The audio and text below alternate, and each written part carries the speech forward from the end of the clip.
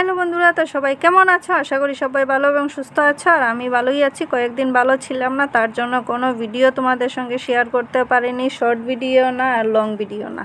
আর long video তো আমার চ্যানেলে খুব একটা নেই, দেখেছো, দুটো না তিনটেই আছে। তো ভাবলাম এখন আস্তে আস্তে লং ভিডিও দেওয়া শুরু করি। তো তাই আজকে আমি তোমাদের সঙ্গে এই ভিডিওটা শেয়ার করছি। আশা করি তোমাদের দেখে ভালো লাগবে। আর ভালো লাগলে অবশ্যই লাইক শেয়ার কমেন্ট করে দেবে। আর চ্যানেলে যারা নতুন হবে অবশ্যই আমার চ্যানেলটিকে সাবস্ক্রাইব করে পাশে থাকা বেল আইকনটা অল করে দেবে। তো এইসব বলতে বলতেই দেখো আদাটা সেলাই হয়ে যাচ্ছে। তো প্রথমেই তো দেখলে আমি একটা কাপড় নিয়েছি আর সঙ্গে একটা পুরনো হেয়ার ব্যান্ড নিয়েছিলাম।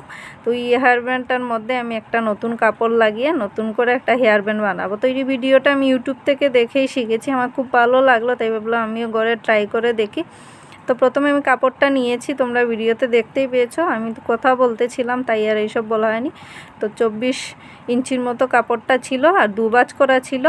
আর পাশে ছিল 4 ইঞ্চি, 2 ইঞ্চি 2 ইঞ্চি করে দুপাশে। তো তারপর আমি দুই সাইড মিলিয়ে একসঙ্গে উল্টো দিকে সেলাই করে দিলাম, করে তারপর এটাকে উল্টিয়ে দিলাম, কাপড়টাকে উল্টিয়ে। তো যে হেয়ার ব্যান্ডটা আমি ওইটার মধ্যে লাগাবো ওইটা নিয়ে নিলাম, ওইটার মাপ করে করে এই দেখো আমি পুরো কাপড়টার মধ্যে এরকম একটা একটা টান দিয়ে দিয়েছি। তো ওই টানের মধ্যে মধ্যে আমি পুরো সেলাইটা করব।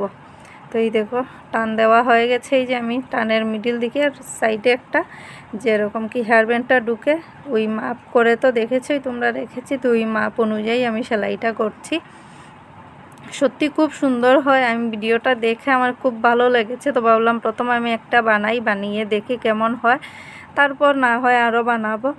তো বানিয়ে দেখলাম সত্যি খুব সুন্দর হয়। তো দেখো সেলাইটা হয়ে গেল।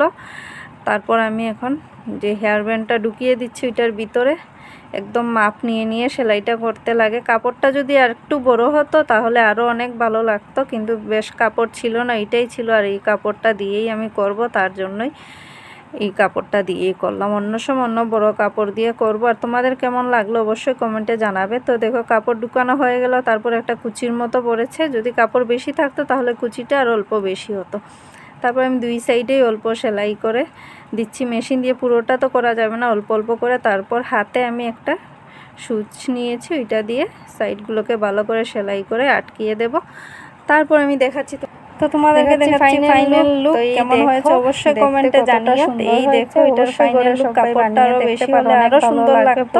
তো যা ছিল তাই দিয়ে করলাম। নেক্সট আর একটা ভালো করে দেখাবো তোমাদেরকে। আর এই দেখো আমার মেয়ের মাথায় লাগিয়ে দিলাম, সত্যি অনেক সুন্দর হয়েছে। তোমাদের কেমন লেগেছে অবশ্যই কমেন্টে জানিও। তো আজকের জন্য টাটা, বাই বাই।